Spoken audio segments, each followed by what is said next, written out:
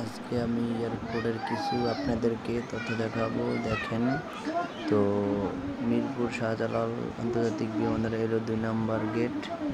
এটা হলো 2 নম্বর গেট। আপনার 1 নম্বর 2 নম্বর সব গেট দেখাবো।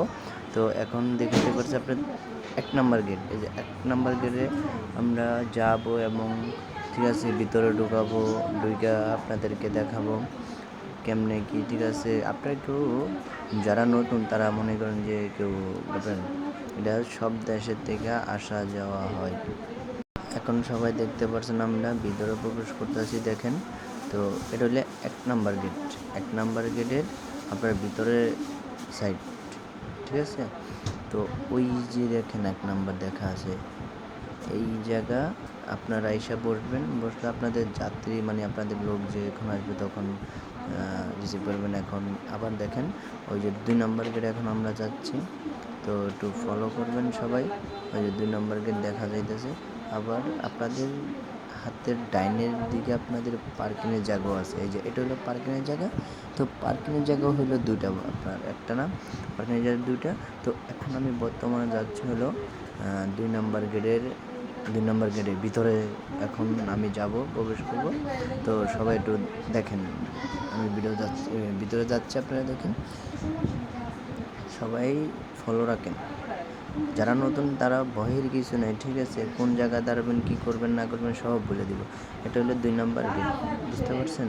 তো এগুলো আপনাদের অনেক মানুষের ভিড় হলো কেন, যেরকম টাইম টু টাইম আপনার বিমান পরে আসে, তো এই জন্য আপনার জ্যাম।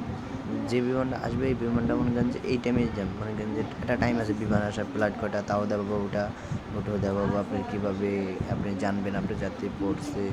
তো 2 নম্বর গেটে এটা ভিতরে সাইড ওই যে লেখা আছে 2 নম্বর গেট।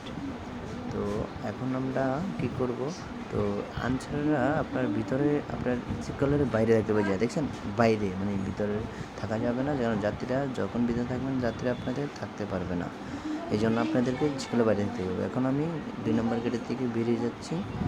বেরিয়ে যাওয়ার সাথে আপনার সামনে একটা আপনার পার্কিংয়ের জায়গা বসবে, কারণ আপনার যাত্রী নিয়ে ওই জায়গাটা দিয়ে ঘুরে দেবো, যে পার্কিংয়ের জায়গা দিয়ে, হ্যাঁ সেটা দিয়ে ঘুরে আসতে হবে। তো ওই যে আপনাদের বললাম আপনাদের কীভাবে বুঝবেন আপনাদের যাত্রী আছে।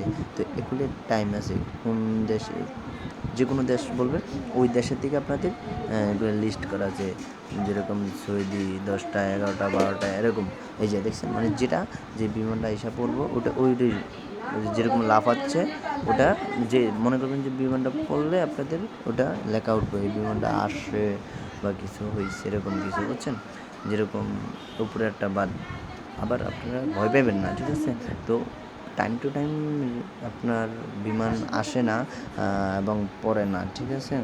তো 19-20 যদি 10টা হয় তাহলে 11টা বেজে যায়, 12টা বেজে যায়।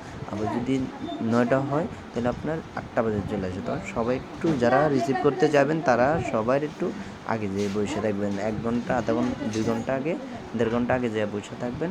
তো আপনাদের জন্য ভালো হবে। তো আপনাদের যাত্রীরা আসলে আর আপনার ইয়া করা লাগবে, মানে ওয়েট করা লাগবে না আপনার। আবার এগুলো একটা সিস্টেম হচ্ছে কি, আপনাদের যেরকম বিমানটা পড়ছে পরের আপনাদের ফ্লাইটটাও পড়ছেন, পরের আপনি 10-15 মিনিট পরে যাওয়া আপনি সামনে